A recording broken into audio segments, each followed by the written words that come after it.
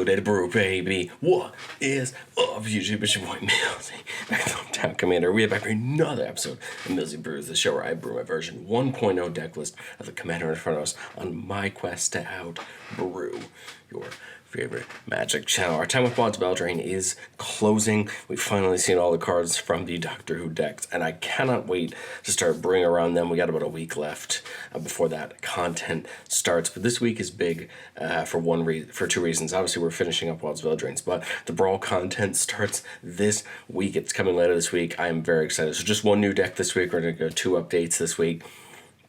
Get stuck into the Brawl content and keep it moving. As usual, if you're interested, the deck list is down in the description. It's here for you to do what you'd like with it. Take it, make it your own, and have some fun. But today we're talking and kind of finishing up this little bit of a brew escapade I took last week with taking the Elevere Aura's Precon and kind of moving it into 3 colors and trying to see what we could do with it. I think I found 1 or 2 decks that look really fun, and I'm going to move on to testing those in my own personal time. And one of those is going to be Mazzy, Truesword, Paladin. Naya Auras, and the main reason I thought about Mazzy was because we get access to red, green, and red, white commanders that we can add into the deck, legendary creatures that we're going to add to the deck that I think are actually going to do a lot of really good for us. So Mazzy is a 4-mana, 3/4 halfling knight. Says whenever an enchanted creature attacks one of your opponents, it gets +2/+0 and trample until end of turn. Of the 2 abilities, this one seems like it's pretty much, to me, it's the best, because we don't have to run things like Rancor or Audacity. We're still going to run some trample enabling auras, but the cool part is we don't have to play as many of them, because Mazzy is going to give it out to those creatures. And the second one says, whenever an aura you control is put into your graveyard from the battlefield, exile it until the end of your next turn, we can cast that card. This is really great because this is going to take all the auras of our creatures that died and allow us to recast them onto our creatures and kind of recycle them without needing to play the replenishes and the retethers and the things like that. We obviously still want to play those cards, but I mean, we don't have to, because we can hopefully recast them in time. Starting on the mana base, I did go on with the fetches and that normal route this time, fetches and shocks with the check lands and all of that, just because, to be honest, this deck isn't terribly expensive even with them, and I think this deck is still going to run really efficiently with them. We're trying out Rift's Grove. This is a cycle of lands that was in Dominaria Remastered that referenced some of the original Elder Dragons. It says when it enters the battlefield, you sack it unless you return a non-layer land you control to your owner's hand. So it's kind of like like one of our bounce lands that we got from Ravnica, but the cool part is it doesn't come in tapped, and it does tap for any color that we have. So that's cool. I mean, it's going to basically come in. I remember you can always tap that land you bounce for mana before you bounce it back to your hand. Did invest to cover the spread of colors. Of course, a lot more green and white than we are in red, so we got plenty of those. We got plenty of ramp for basic lands, so we want to make sure we play them. If you want to get rid of that basic ramp, you can always bring in some more dual lands, but I think we've got a good amount here. We're still playing a couple of our Jetmir's Garden, of course, want to be our first target off any of our fetch lands, playing the Jungle Thrine, Command Tower. I still think we got a good spread of lands. They're going to work out really well. I've had a lot of success with Nykthos in my Enchantress decks, just because you tend to have so many permanents on board. Nykthos is unfortunately a little bit more expensive of a land, so I cut it out of this deck. If you're looking for something like that to put into the land slot to help you out, I think it's a really fun one to check out. Okay, so I think the most that red is going to show us in this deck is going to get involved when we get up to the creatures, but I think we do get to see a couple of things here where red really helps us. The first is Aggravated Assault, allowing us to take multiple combats. I think this is important because Mazzy does give that buff until end of turn. If we do go on multiple combats, that will give us multiple +2/+0s and tramples. But mainly because our creatures are going to be big enough, if we can take an extra combat and pair some of our things with lifelink or just deal a bunch of damage, that could potentially help take our opponents out in 5 mana. Isn't a big investment to do that. Elemental Mastery is a card I have so much love for. What I like about Elemental Mastery is we attach to a creature, we can tap that creature to make X 1/1 red elemental creature tokens, where X is that creature's power. This we could put on Mazzy if we're not going to put all of our auras and out of our auras on Mazzy. We could put this on Mazzy and make other creatures, or we can put this on something else again, just make tokens. They attack that turn, and that's helpful because it's going to hopefully spread some more damage around. We have enough things making tokens, so we're playing the Intangible Virtue as well to help buff those tokens. Even though in Elevir we weren't really playing that because that wasn't really our goal. Rune of Speed for some haste. Comes in, draws a card, and that creature has +1/+1 haste. I don't expect this to be that important. I just wanted to play all the runes because I think they're fun cards. First, they replace themselves, and two, they do give a little bit of a benefit. But here, who knows? Maybe we can get a creature down, get 2 or 3 auras on it. It becomes important to give it haste. I wanted to have at least one of these guys. And then Sticky Fingers, giving that creature menace, and whenever it deals damage to a player, we create a treasure, and then whenever the enchanted creature dies, we draw a card. Again, 1 mana to give menace is important, especially once the creature gets bigger and bigger. I think the menace is going to be something that helps that creature get in for more and more damage. The rest of this enchantment lineup is going to look very similar to the Elevir and both the two Vasa decks we talked about last week. We're trying to leverage as many enchant auras as we can that give buffs or benefits to combat, and then just some general good stuff. The only real difference that we get in this deck is Mael's Aria. This is from, I don't recall where I said this one was originally, but just got reprinted Double Masters. 3 mana enchantments. At the beginning of your upkeep, put a counter on each creature you control with power 5 or greater.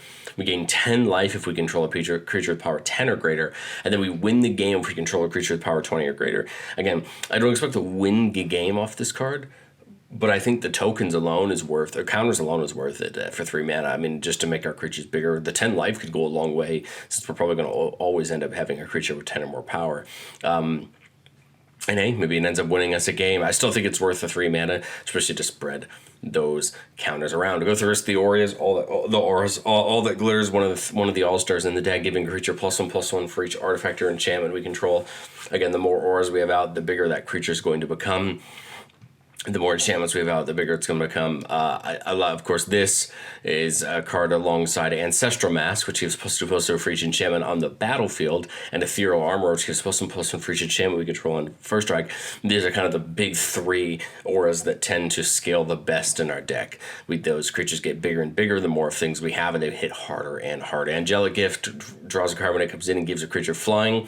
This could be a good way to get a creature in and deal a bunch of damage to our opponents. Armadillo Cloak and Unflinching Courage both have the same effect, giving +2/+2 trample and lifelink. Lifelink is going to come in a ton of handy because if we have a 15 or 16/16 creature, it's going to start gaining us a ton of life and really help us stay alive. Bear Umbra.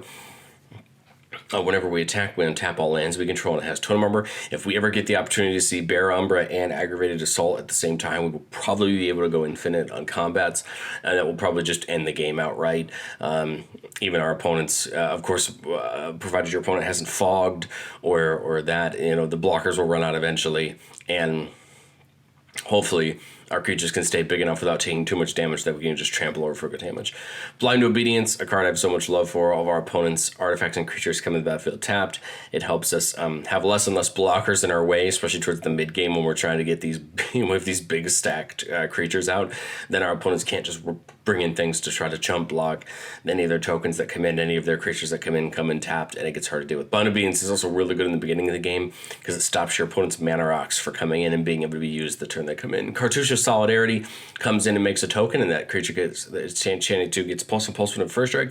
I get a first strike to a great ability, especially with trample or a lot of other things, because then we can potentially destroy that blocker before it deals any damage to our creature and keeps it better. And of course, the more first strike effects we have on our piles, if we get into this Aggravated Assault multiple combats plan, will help us stay alive as we end the game. Darksteel Mutation, going on a creature, making it an 0/1 with no abilities. This is a great to stop an opponent's combo piece, stop their commander, and it gives it an indestructible. I just think this is a great card for 2 mana. It's a great piece of removal, and it's going to count for those big 3, Glitters, Ancestral Mask, and Ethereal Armor being another thing for us. We do have some abilities also that copy enchantments, and Darksteel Mutation wouldn't be a bad thing to copy to get onto more creatures. Daybreak Coronet can only be attached to a creature already with an aura on it. +3/+3 first strike, Vigilance, Life, and again, great abilities and well worth the 2 mana. Enchantress's Presence, going to draw us a card every time we cast an enchantment. A lot of our decks enchantments, not just their enchantments, but we do have some creatures that are enchantments as well. So Presence should always get us a good amount of draw for what we're trying to do. Fertile Ground and Wild Growth both go on a land of our choice. Wild Growth adding green, and Fertile Ground adding a mana of any color. The mana of any color is great because it's not like we call it when we put the aura on, we just get to choose it in the moment. Giant Inheritance, +5/+5, and whenever it attacks, we make a monster roll attached up to one target attacking creature. Now, there could potentially be a game state where if we get something like Alavir out and this Giant Inheritance, we obviously want to prioritize Alavir's Valorous token over this one, and we'll talk about those tokens when we get up top. But again, getting those extra roll tokens around is great because they count as enchantments. So obviously for all of our abilities that buff for the amount of enchantments we have, it just means we have more and more of them on the battlefield. And it says whenever it's put into a graveyard from the battlefield, return it to our hands, so we have access to it again and again. Hopefully, Grasp of Fate for a little bit of removal when it comes in. For each opponent, we exile up to one target, and then permanent for as long as it's on the battlefield. A great removal, 3 mana to hit 3 permanents. And hopefully we can, again, with some of our other abilities, copy this if need be. Hollow Haunting, one of my favorite modern enchantments that's been printed, just because it helps us out so much with its first ability. As long as there's 7 or more enchantments that are our control, all of our creatures have flying and vigilance. This is going to help us potentially end the game once we can get our creatures in the air. But the second ability is pretty cool as well. Whenever we cast an enchantment, we get a spirit token with its power and toughness equal to the number of spirits we control. So the more we cast, the bigger our spirits get. And I've seen the spirits put up great damage on their own. You have these big creatures that are tough to deal with, but you also have to deal with these spirits as well. And so what I like is it gives you kind of a two-pronged attack that your opponents have to deal with. Its transformation for some more removal. When it comes in, we make a target creature into a 3/3 elk with no abilities. Again, lock down someone's commander, lock down someone's combo piece, force them to have to get rid of it, and it replaces itself, drawing when it comes in. Michigo's Reign of Truth, another one of my favorites from the last couple of years. On 1 and 2, we pick a creature, and it gets that all that glitters effect, +1/+1 for each artifact or enchantment we control, and then it flips over into a star, where star is the number of enchantments we control. Again, a very great ability on the front side, can help us hit hard, and then the back side just turns into a great creature in its own right, and then, once we start putting something on it, then it's going to get good. Mirari's Wake, double up on our mana and giving all of our creatures a flat +1/+1. We don't mind paying the 5 mana because that doubling is great. And then the flat +1/+1 is going to help every token we create, every creature we have. Pollen Bright Wings, a card I've had a ton of fun playing once or twice. Creature has flying, and then whenever it deals damage to a player, you make that many 1/1 green sapperling tokens. The wider we go, the easier it is to block, and those tokens do a great job blocking, getting in the way, and helping us continue to attack. We talked about the Rune of Speed. We'll talk about the other two. We have Rune of Might, +1/+1 and Trample, and Rune of Sustenance, just giving something lifelink. Again, don't need as many of these trample enabling effects because of Mazzy, but hey, Rune of Might replaces itself. It draws us a card when it comes in, and so I think it's more than worth it that way. Sage's Reverie, when it comes in, we draw a card for each aura we control that's attached to any of our creatures. Any creature at all, so that's great. It's going to draw some cards, and then the enchanted creature gets +1/+1 for each aura attached to it. Oh, for each aura you control that's attached to a creature. I apologize, not to it. I always thought it was to it. That makes it even better to every aura we have. So it's just going to get bigger and bigger the more auras we have. Shield of the Oversoul is a really fun one. As long as the creature is green, it gets +1/+1 indestructible. As long as it's white, it gets flying. This is a great target for a lot of things. If it's green and white, that means it's indestructible, and flying makes it even harder to get rid of. Songbird's Blessings from that Alavir Precon is a really fun one. Whenever the creature attacks, we reveal from the top until we hit an aura. We can put that card on the battlefield. If we don't, we put it into our hand. This can flip some fun stuff. I have had this flip into an Ancestral Mask. I have had this flip into a lot of really good stuff, and it's going to help us in combat. And the cool part about the Blessing is you don't have to put it attached to the thing you attacked with. You could flip something good and attach it to something else, and because it is on attack, let's say we flip an Angelic Gift and put it on something to give it flying, well, that's before it blocks, so we could potentially take a creature out of the ability of being blocked. Sphere of Safety, creatures can attack us or a Planeswalker we control unless their opponent pays X for each creature, where X is the number of enchantments we control. A lot of people have animosity towards Sphere of Safety and Ghostly Prison and these type of cards, but again, I think they're well worth it, especially if we have enough enchantments. It's basically going to make attacking more or less free, because we're going to hit hard and not really be able to be punished for hitting hard. Yes, of course, someone can remove the sphere of safety, but if we're gaining enough life, I mean, it's going to more than counteract that sphere of safety getting removed if it even does. Spirit Mantle, +1/+1 protection from creatures, effectively making the creature unblockable, and it'll go a long way to definitely hurt our opponents. Sterling Grove, all our enchantments can control have Shroud. This is, of course, hurtful for us because then that means we can't target anything to enchant something of our own. But what we can always do is pay one, sack the Sterling Grove to go get an enchantment of our choice and put it on top. What I like to do with Sterling Grove is put it down and protect our creatures, and then on that last opponent's turn before our turn, pay that one, go get something you want, put it on top, and set us up the next turn for having good value. In the spells, we're not playing any red spells. I mean, we could have obviously brought in something like Chaos Warp if we wanted to, but I like the kind of green-white spell suite that we had in the other decks because I think they still do what we want them to do. Farseek, Nature's Lore, and Rampant Growth for some ramp. Farseek and Nature's Lore can go both get us dual-typed lands. Or our tri-lands, whereas Rampant Growth can just go get us a basic land, open the armory, getting us an aura of our choice to our hand. Retether can bring an aura, each aura from our graveyard back to the battlefield, but they can only be attached to creatures. And then Winds of Wrath, destroying all creatures that aren't enchanted, can potentially be a one-sided board wipe for us, depending on what our board state is. Beast Within, generous gift for any removal, any permanent. Swords to Plowshares for just creatures. Knight and Tutor for a little bit of search. Again, we want to hit the right aura at the right time or get the right thing at the right time.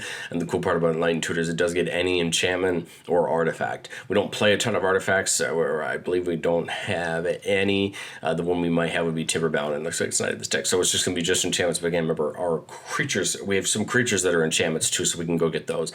Clever Concealment, Flawless Maneuver, and Heroic Intervention for protection. Flawless and Heroic Intervention both give Indestructible. Heroic Intervention does give Hexproof as well. And then Clever Concealment, which is my favorite of the three. If we have enough creatures lying around, enough tokens lying around, or all our creatures have Vigilance, it means we can attack and then still leave Clever Concealment up since we can Invoke for it. Basically just phase all our board of permanents out and protect ourselves from really a board wipe or a lot of other things. I love Clever Concealment. It's well worth the money. If we can get it into our hand, it helps a ton. I've won a couple games. Won one game with Elevere just by protecting my board at the right time. And basically, my opponents couldn't do anything until everything faced back in on my turn, and we got ready for a big, big combat. All right, well, let's get into the creatures, and I think there's some of the creatures in the deck are going to be exactly why we're trying to play these three colors, but we'll go through all of them. Arcana Sun's Grace, since we're kind of already going into the token theme with themes like Pollen Bright Wings and Hollowed Haunting, I thought why not play into it a little bit more with Arcana Sun's Grace. Whenever an enchantment comes in, we get a 2/2 Pegasus with flying, and all of our Pegasus have lifelink. I love this card. It's well worth the mana, and when we can set up some of that other stuff, those Pegasus become great blocking pieces. Calyx, Guided by Fate. Whenever another enchantment comes in, we put a +1/+1 counter on a target creature. This helps grow a bunch of the creatures that we want, make them even bigger. But it says whenever it or an enchanted creature deal damage to a player, we can create a copy that's this copy of a legendary enchantment we control. We can only do it once per turn. Again, this can copy the Darksteel. This can copy a Grasp of Fate. This can copy an All That Glitters or Ethereal Armor and put it on something else. This is a really good ability, and Calyx is well worth the cost for it. One of our red cards that we're adding in here is Chishiro, the Shattered Blade from Kamigawa. And this is a card that immediately I thought of when it came to playing Mazzy, which is because it kind of does both the things we want to do. Whenever an aura or enchantment enters the battlefield under our control, we get a 2/2 Spirit with Menace. Perfect. This helps us go wide, helps us block, and those 2/2s have Menace now, so they're even harder to block. At the beginning of your end step, we put a counter on each modified creature, so anything that has auras attached to it are modified, or counters through other ways. So boom, we're putting counters on other things, they're getting counters every turn, and now our board's getting bigger and harder to do. With Danatha letting us once per turn play an aura or equipment from our graveyard, that's pretty cool. And hey, Vigilance, Trample, Lifelink ain't a bad body on itself once we start buffing it up. It doesn't then need those it doesn't need that Armadillo Cloak or that Unflinching Courage. It already has those. We can just start buffing it up. Destiny Spinner, stopping our creatures and enchantments from getting countered. And then for 4 mana, we can turn a land into an XX, where X is the number of enchantments we control. And that has Trample and Haste. And believe me, that land will hit hard, depending on what situation you're in. Destiny Spinner is great because late game you can do that, and it'll hit just as hard as some of your other creatures. Eidolon of Blossoms. Whenever it or another enchantment comes in, we draw a card. That's great. Eidolon of Countless Battle is a fun card that got reprinted in the Elevir Precon, and I really like. We can bestow it onto a creature for 4 mana. If we do, it just counts as an aura that's attached to that creature. Or we can play it as its own creature for 3 mana.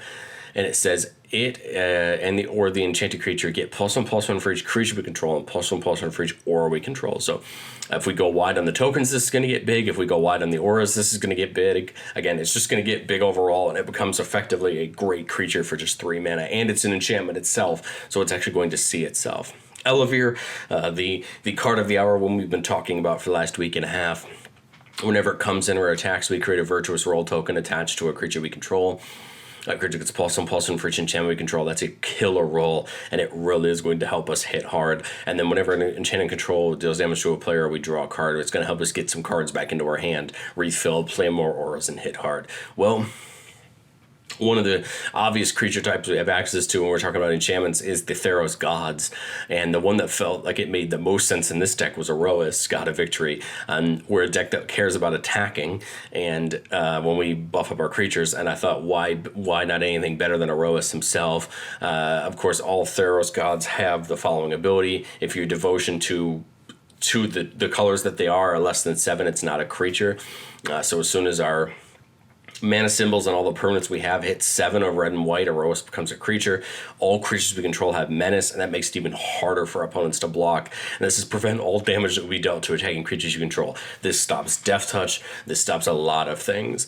And what this is basically going to do is just make attacking or just blocking in general for opponents just not worth it. Aroas would be one of the reasons I would play this version of the deck. Just because once you drop an Aroas and you put anything on it, now your opponents are just in trouble because blocking becomes worse. Everything has menace now, and you're just going to hit hard. Jukai Naturalist has lifelink, which makes it a great thing to buff up.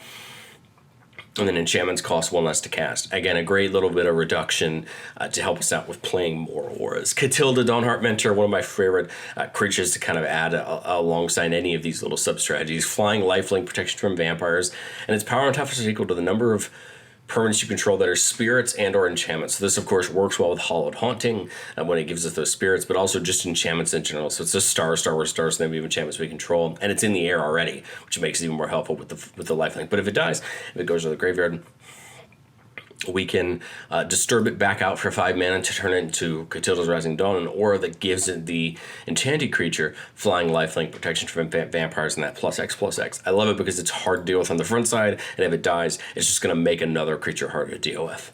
Well, the other card that made me think about this deck was Kellen. Kellen, we just saw from the new set. I did a Kellen equipment deck back on the channel a couple weeks ago if you want to see Kellen. But I think Kellen works really great for this for 2 reasons. One, he has a second Open the Armory on his adventure. Search your library for an aura or equipment and put it into our hand and then shuffle. So that's great. Now we have 2 Open the Armory style effects, but it has Double Strike, which again, great ability on its own, especially with Trample. It becomes gross to deal with Double Strike. This says other creatures you control get +1/+0 for each aura and equipment attached to Kellen. What's great about this is Kellen can get souped up with auras, and then all of our tokens and all of our creatures get that buff. So if we have Kellen out and a bunch of 1/1s, well, everything that's on Kellen gets +1/+1 to the rest of them. I think Kellen, again, is a great creature to start throwing auras on, getting him big. Once he gets trampled, he becomes very difficult to deal with in combat, and I think it just makes a ton of sense that this would be one of the creatures we want. Another one, which we can either soup it up on its own right, or just let it be one of our utility creatures. This Rayav Mastersmith says whenever a creature you control that's enchanted or equipped attacks, that creature gets Double Strike until end of turn. Trample's really great and Lifelink's great, but Double Strike's even better because especially with Trample, you're now hitting through for a ton of damage, and this will help end the game quicker. I love Menace, I love Trample, I love Vigilance, but I love Double Strike even more, especially when you start pairing it with the others, because it just gets harder and harder for your opponents to block effectively, especially when you're killing their creatures on first strike damage, and then you still trample through on the regular strike damage. Double Strike plus Trample is one of my favorite combat interactions of all time, and when we have multiple cards in this deck that have Double Strike or give out, that have Double Strike and allow us to have that fun, it becomes harder and harder for our opponents to block and easier and easier for us to get through with damage. Again, we are playing a combat deck. If none of our opponents help us out, we have to deal 120 points of damage to win, and things like Double Strike help us a ton on making that happen. Sanctum Weaver taps for X mana of any color, where X is the number of enchantments we control. A near auto include in any enchantment deck, in my opinion, just because it helps you make more and more mana every turn, helps you play those auras. And hey, it's not a bad thing in its own right to soup up, but it is an enchantment, so it helps out for all those other abilities. Succession Champion, love this one. Whenever enchantment comes into your control, we put a counter on it and draw a card. It's going to get big. All you got to do is give it trample, which, remember, all we need to do is put one aura on it, and Mazzy gives it trample, or you give it trample otherwise. Succession Champion gets big, it draws you cards, and it becomes a threat that people have to deal with. The only thing I wish is the Succession Champion was an enchantment creature, and I think it would be just a teeny bit better than it is, but it's already such a good card, especially in our strategy. And the killer part is that Succession Champion is not even the best creature in this deck, and then it's still darn good. What I like about this, specifically this 3-color accommodations, we take the white-green Enchantress stuff that's already so darn good, and we stick a couple of these red creatures in that are just going to help us absolutely barrel towards victory. Sith is one of my favorite enchantment commanders of all time, and she just fits so well into the list. Whenever you cast an enchantment, gain a life, draw a card. She's an enchantment herself, which means she matters for all of our effects. Not a bad creature to throw some auras onto if you want to, but again, she's there more for the card draw than she is for anything else. But hey, any amount of card draw helps, especially when we need to help refill our hand. Umbra Mystic is there here to help protect our creatures. Auras that are attached to permanents we control have totem armor, meaning that if that creature would be destroyed, again, you can remove all damage from it and destroy an aura attached to it instead.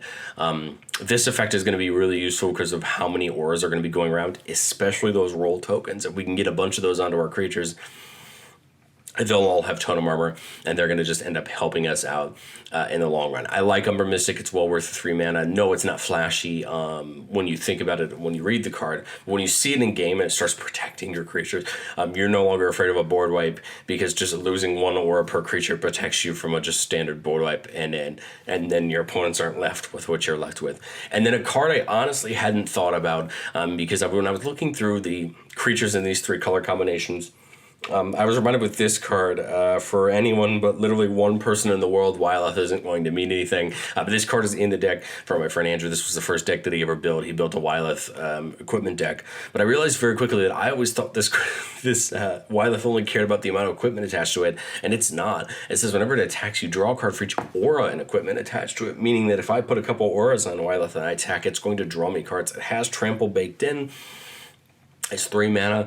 I think Wyleth is well worth it. Again, the trample already being baked in just helps. It means you put 1 all that glitters on it, and it's already going to be tough to deal with. But again, I like Wyleth. I think it fits really well here. And of course, when I finally get to play this deck in my playgroup, I know Andrew will love seeing Wyleth, or probably hate seeing Wyleth, come down on my side of the field. But let me guys know what you think of Mazzy down in the description. This and Tuvasa are going to go forward as the 2 auras decks that I'm going to be testing. I see the benefit of both of them. Of course, I am a little bit more partial to Naya than I am to Bant, but of course I have multiple Naya decks where I don't have a Bant deck, which makes me want to play Tuvasa. But again, as you can see, with these 3-color auras decks, I try my best to make sure we have alternate commanders in here. We have creatures that are going to help us take over the game, give us good abilities, and make sure that we're always hitting hard, even if we can't get Mazzy out or Mazzy gets put back in the command zone. We have all these other creatures that are just going to help us take over the game. I think the one thing that we benefit from as an aura dex is just having a ton of things that give us value and leveraging that value to take out our opponents. Let me know what you guys think down in the comment section. I will catch you guys next time.